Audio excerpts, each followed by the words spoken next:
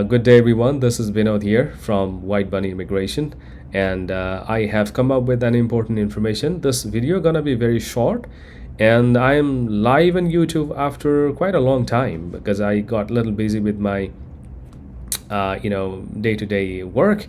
But again, I'm back again. I felt like I need to do one short video on this because a lot of students are having trouble and they are panicked. They're in terrible situation when they are at transit or when they are at the port of entry of Canada. So today I'll be discussing in detail these 7 important documents, why these documents are so important, and why students need to carry along when they come to Canada for their studies. All right, so moving ahead, let me go straight to the website. This is a government website, and this is the website from Canadian Border Service Agent, CBSA. So this is a very authentic government website, and in this page, in this website, you will find the information, what are the important documents you are supposed to bring while you travel to Canada for your studies. So if you are planning to come to Canada for studies and you've already bought a ticket and you are all set to go, hold on. There are a couple of things you need to review and make sure you have a complete package before you travel to Canada. Yeah, once again, if you are one of those international students who are traveling to Canada for September intake or will be traveling for Jan, this video is for you. So stay till the end of this video. I will be explaining each and everything, each and all those documents required, why and what happens if you do not have all these documents. So stay with me till the end of this video, and if you need more videos like this, want to know more immigration information from the channel, please like, subscribe, and if you have any questions, you can write a comment. I will try my best to get back to you with your queries, questions, whatever you have, right? So I would really appreciate if you share this video and try to share among the students who are in need of this, because so many students are having trouble these days. Either it be in transit or it be in a port of entry of Canada because of lack of proper documents, a complete package. They're facing too many issues, and trust me, this is terrible. If you do not have, you will be in a terrible situation. And the students are panicked. They are calling here and there and trying to figure out what to do, what not to do. So you were spending long hours at the border, in the airport because of you are not prepared well. So let me tell you what documents are required. If you see, I'm sharing the screen as well. If you take a look at this one, this says eligibility, and this says before you travel to Canada, make sure you're eligible to enter and that you have all the documents you need, right? To enter Canada as a student, you must have a valid study permit or a letter of introduction that shows you were approved for a study permit. So this is one of the very important and a very critical document, okay? So as soon as your visa is granted, you get port of entry letter, right? That is also called letter of introduction. So without letter of introduction or without port of entry letter, do not travel. This is very important, okay? I'm telling you again, do not travel to Canada if you don't have port of entry or letter of introduction. If you don't have it, wait for it. Or if you are late for the semester, if you're late for the intake, ask the college to defer your intake. That is the safest way to do.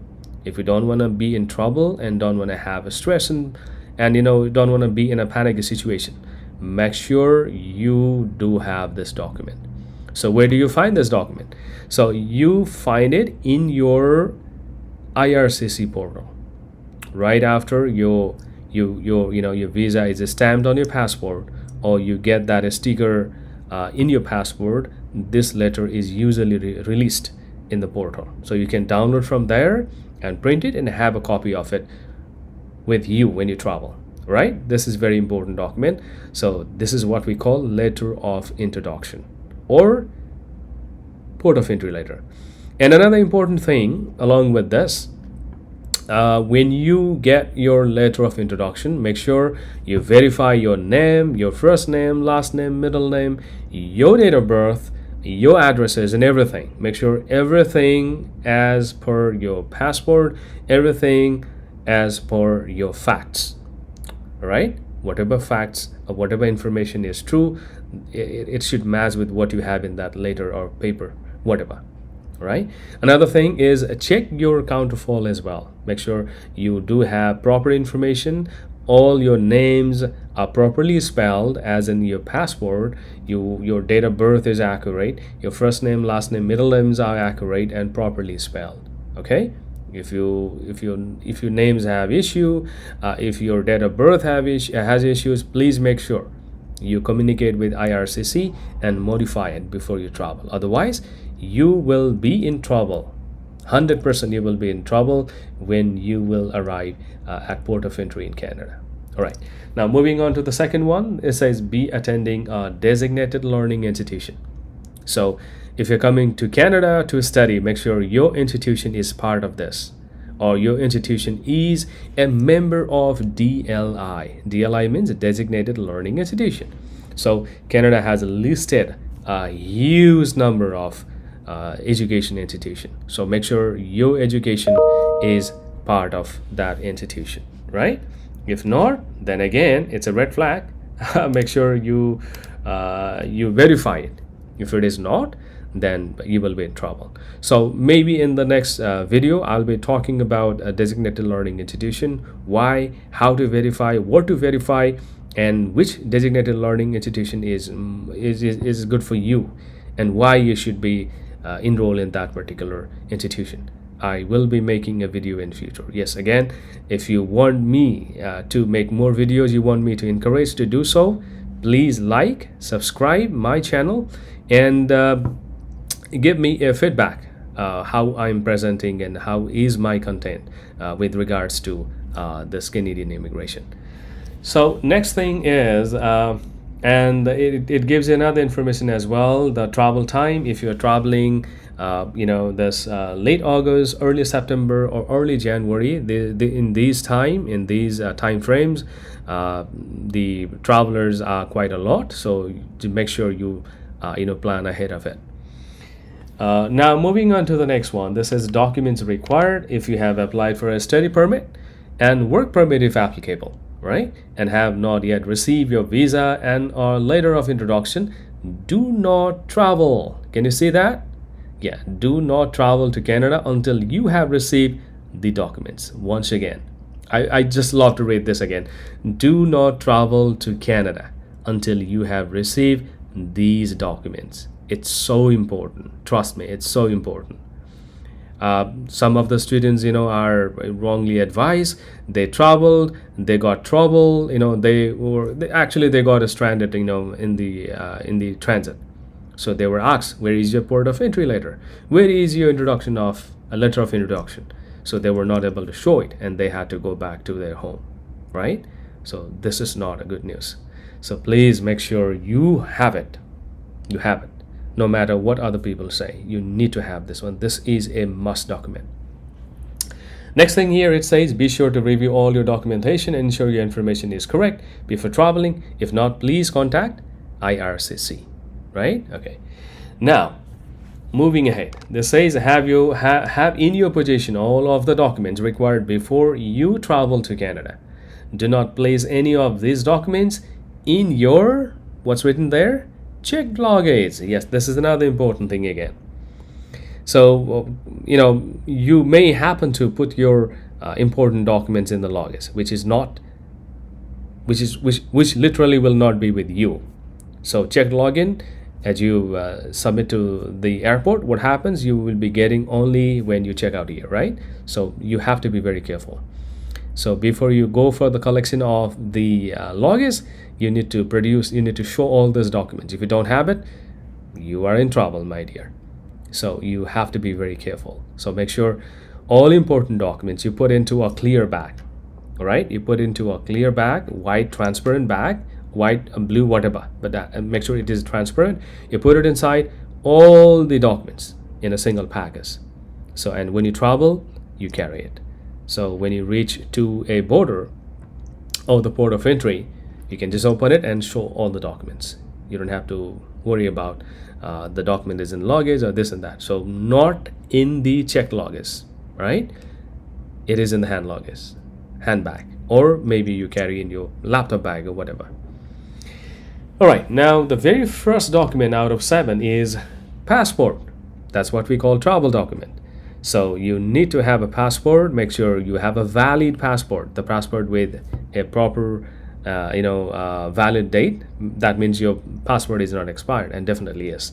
If your passport is expired, you would not get any visas. So yeah, if your visa is stamped, you definitely have a valid passport. So make sure you have a passport with you. The another thing is the second document is port of entry letter again. Yes, you must have the port of entry letter with you. That is a letter of introduction, right?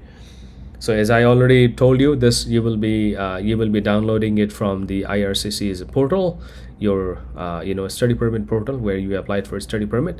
From there you can download it. You get it only after your passport is stamped with the counterfoil. Okay. Next thing is a copy of a valid letter of acceptance from your school. So this letter of acceptance has been in news for quite a while here, because 700 students, last time, a couple of months back probably, they were found that the letter of acceptance was fraudulent, was not real, was fake, and they entered using that particular letter of acceptance, and because of which they got the deportation later. So you have to be careful, right? If you have the letter of acceptance, make sure you verify it from your college, and before you travel, make sure you have it, a copy of it, you have it with you in your package. All right, and another important thing in the letter of acceptance as well, make sure you check your all details and verify. Make sure everything is correct.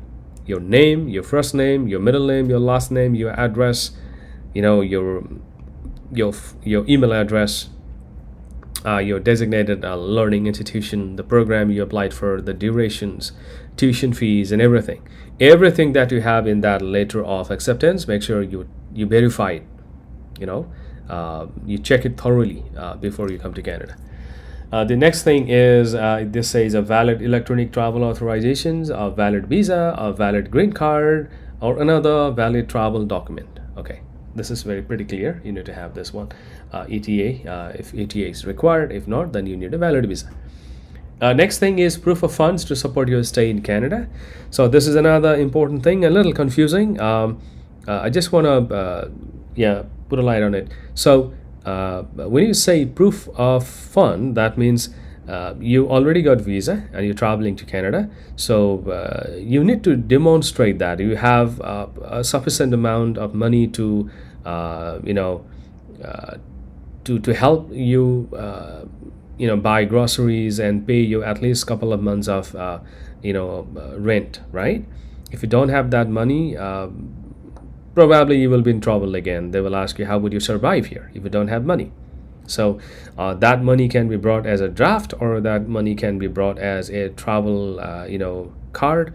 I see like a lot of banks provide travel card as well. You can have at least 2 to 3 months of backup finance in that. So that would be sufficient for you. So but you need to have it. Make sure either you bring it as a draft, or you cannot bring money in cash, not a big amount of money. If you have, if you're planning to bring it, you have to disclose that. Make sure you do it. If you don't do it, again, you will be in trouble. So I personally advise, don't bring too much of cash. So $100, $200, $300, you can bring it to spend it when you are in the transit. Maybe you require to eat something or buy something to eat. Other than that, make sure you bring it either in the form of draft, or you bring it as a travel card. So that is what it's asking for. The next thing is no criminal or immigration related convictions unless pardon has been granted or deemed rehabilitated. For this, I would say, bring your PCC, I mean police clearance certificate. Okay, police clearance certificate. If you bring along with it, so you will clearly see that you don't have any charges, you don't have any convictions as well. And probably the last but not the least, valid immigration medical exam results. You know that you have done it. Because of that, you were able to secure your study permit. So make sure you print that and you have that document with you as well. So this is a medical report you need to have in that package. So this is how the 7 documents are packed up in a clear bag. So make sure you carry along with you when you travel to Canada. These documents are very important. Do not miss. Review it again and again before you travel.